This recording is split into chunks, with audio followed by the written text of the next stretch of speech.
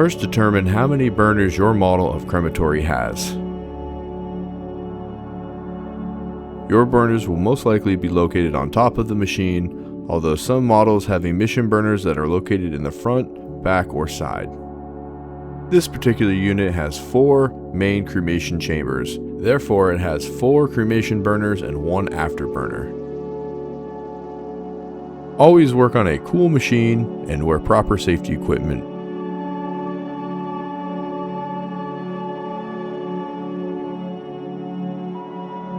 Don't forget to like and subscribe.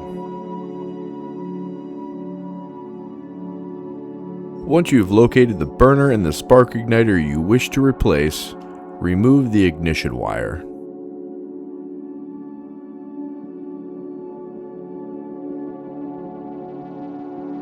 You can use a 3/16 wrench or an adjustable wrench to loosen the spark igniter. Once loosened, you can undo with your hand.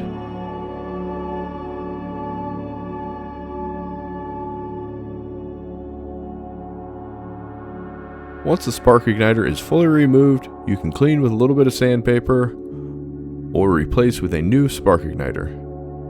Hand tighten the spark igniter and tighten with a wrench.